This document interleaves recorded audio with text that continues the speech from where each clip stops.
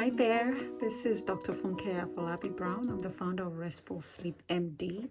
So the question today is, when should we transition our kids, our toddlers, from a crib to a big bed? And that is a very common question. Most times, the transition of having a very nice, princess themed or, pirate themed or car themed. I don't want to put any labels on, but that big bed is such a big thing to celebrate. And most parents are excited because you feel like it's a developmental milestone, more or less. But I'm here to say, to bust your bubble and say, keep them in that crib for as long as possible. And I'll tell you why. Usually what's recommended is that your child should actually be in the crib for as close to about 2.5 to even 3 years old, if possible. The reason why is, I would say, three main things. One is it's a maturity issue, right? If you have a child who is much younger, say an 18-month-old in a big bed, they're less likely to know to stay in the bed. All they will be doing would be celebrating their newfound freedom, right? And exploring the house. You may tell them to go back, but they're like, I don't know what you're talking about, right? So it's a maturity issue. And just that ability to have that impulse control is just really not formed yet until a little bit later. The second is it's a safety issue, because you don't want your little child, 18-month-old again, I think is young to transition, exploring the house and, walking around the house in the dark trying to find you. So that's something that you want to pay attention to. And so, again, it's the maturity issue, it's the safety issue. And then the third thing is, again, what I just talked about, the fact that they may disrupt their sleep even more, right? Now they realize that they can get out of bed and explore the house. Then if they wake up in the middle of the night, that's the first thing they'll know to do. Versus if they're in a crib where, okay, I'm still in my crib, the door's shut, I'm just going to stay here. So for those three reasons, I would say try to wait as much as possible to move them from a crib to a big bed. Now, when you're transitioning, what are you going to do? But even before I say that, because the other question people ask is, well, my child is sort of like hopping out of the crib already, and that's a safety issue.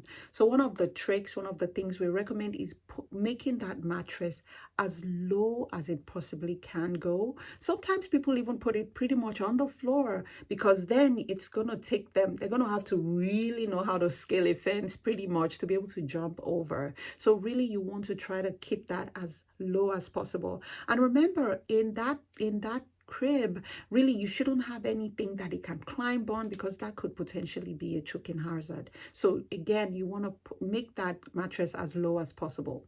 Now, when you're transitioning them out of the crib to the big bed, there are a few things that I want us to pay attention to. The first is having a conversation. 2.5 to 3 years old, by then you could start to have those conversations. Guess what?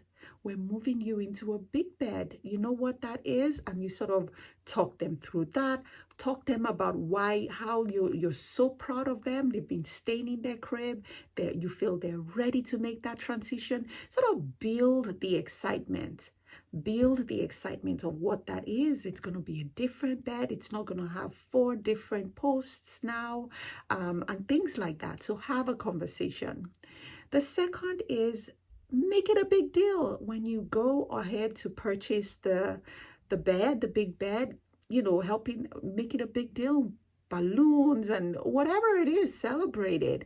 Have them involved in picking out the sheets, picking out patterns of things they want, colors and things like that. So they feel so invested. Celebrate it. We got little Johnny into this big bed. Call uncles and aunties and grandmas and grandpas. Really make it such a big deal. Have them, have your toddler show them where, what it is and what it looks like. Again, you're building that excitement so they fall in love with their bed, more or less. And then the third would be establishing rules. I would have said that's the first, but then I think it can stay in third place. Establishing rules. What does it mean to be in a big bed? It means you're going to stay in your bed. It means you're going to be like a big girl or a big boy, because you're going to stay in bed. You're not going to hop around and things like that. So you have to stay in bed. You have to stay in your bed through the night. And I'm going to come back to check in on you, and have those conversations. And really, they will test limits. They will test limits. They may stay, and I've heard this is like almost like clockwork. They stay in bed with their lovey. It's perfect for the first week. All of a sudden, they're like, I'm done. I want to sleep with you. Or I want water. I want to use the bathroom. There's something under my bed. They come in with those limit setting issues. So that's really very common. And that, my friend, is where you really need to stick to your guns.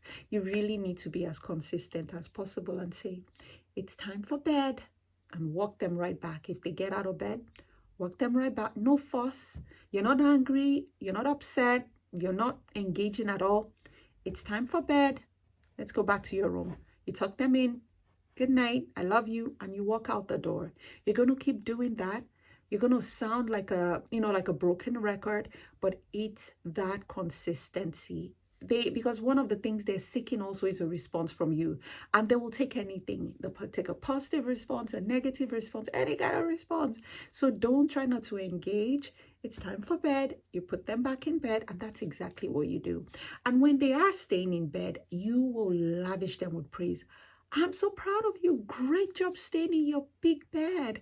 Good job, and things like that. And in the morning, if you want to give a reward, a sticker, something of that sort, please feel free to do that. So again, it's maintaining that consistency because it's their newfound freedom, right? And so they're going to want to explore it. They just will. So those will be things that would help. And then finally, if you have a child who is an early riser, who wakes up 5 a.m. and is just ready to take on the day or something, and they can't tell time yet, one of the things I recommend to do is use an okay to wake clock.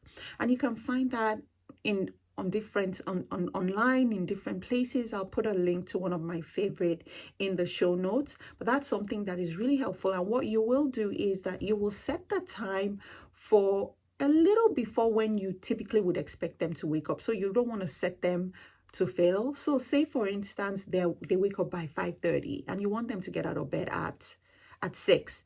You can start by setting it for 5:45. And so if they get out of bed, you walk them back and say, it's not time to wake, because what that clock does, the okay to wake clock, it changes color. So it will go, say, from red to green, and you say, well, it's still red, it's still night, go back into bed. Again, that consistency in your message is very important. And then when it turns green, you can come in and make a big deal and say, yeah, you stayed in bed until the clock changed. And then, you might want to have a reward system or whatever it is.